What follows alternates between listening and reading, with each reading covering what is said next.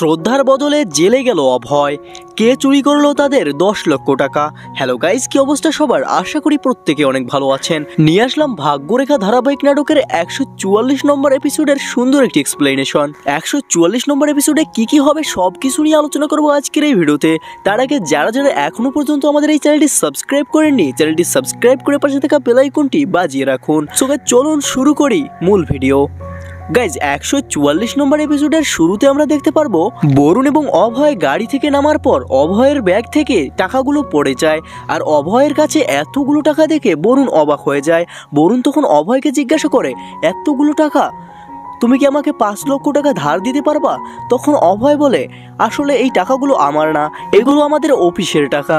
আর তোমার টাকা কেন লাগবে? তখন বরুণ বলে, না তেমন কিছু না। এগুলো বলে বরুণ এড়িয়ে যায়। এর পরের দৃশ্যে আমরা দেখতে পাই অভয় তার রুমে গেল। সেখানে শ্রদ্ধা তাকে দেখে বলে, তোমার কিছু হয়নি তো? আর বাচ্চাটি কেমন আছে? তখন অভয় বলে, বাচ্চাটি অনেক ভালো আছে। তখন শ্রদ্ধা অভয়কে বলে, চলো এখন খেতে যাই। এরপর আমরা দেখি খাবার টেবিলে পরিবারের সবাই বসে আছে। আর এমন সময় কীর্তি, তার শ্বশুর শাশুড়ি এবং বরুণ সেখানে চলে আসে। আর সবাই তখন কীর্তির হাতের তৈরি পাকোড়া খেতে বসে। আর খাওয়া শেষ না করেই আরতি ফোন চাপতে চাপতে অন্যদিকে চলে যায়। আবার বরুণও দেখি ফোন চাপতে চাপতে অন্যদিকে চলে যায়। আর তারপর হঠাৎ করে তাদের বাড়ির বিদ্যুৎ অফ হয়ে যায়। তবে বিদ্যুৎ এমনি বন্ধ হয়ে যায়নি, কেউ একজন বন্ধ করে দিয়ে তাদের বাড়ি থেকে অভয়ের এবং শ্রদ্ধার 10 লক্ষ টাকা চুরি করে নেয়। এর কিছুক্ষণের মধ্যেই আবার বিদ্যুৎ চলে আসে। এরপর আমরা পরের দিন দেখতে পাই শ্রদ্ধার অফিস থেকে তার বস ফোন দিয়েছে এবং দিয়ে বলতেছে, টাকা 10 লাখ রেডি রাখো, আমাদের ক্লায়েন্ট টাকা নিতে আসবে। আর এরপর যখন শ্রদ্ধা এবং অভয় টাকার ব্যাগটি খুলে তখন তারা অবাক হয়ে যায়, সেখানে 1 টাকাও ছিল না। আর এরপর তারা দুজনেই পাগলের মতো টাকাগুলো খুঁজতে থাকে। যখন তারা টাকাগুলো পেল না তখন তারা পরিবারের সবাইকে এ বিষয়ে জানালো। অভয় যেহেতু গতকাল রাতে বরুণের গাড়িতে এসেছিল তাই সে বরুণের গাড়িটিও চেক করে, কিন্তু সেখানেও টাকাটি পায় না। এরপর আমরা দেখতে পাই শ্রদ্ধার অফিসের বস তাদের বাড়িতে চলে এসেছে। আর বাড়িতে এসে টাকা চাইলে শ্রদ্ধা তাকে বলে, আসলে টাকা 10 লাখ আমরা খুঁজে পাচ্ছি না, কেউ হয়তো চুরি করে নিয়েছে। শ্রদ্ধার বস এই কথাগুলো মানতে পারবে না এবং বলবে, আমি এখানেই বসে আছি, তোমরা টাকা না দেওয়া পর্যন্ত আমি উঠবো না।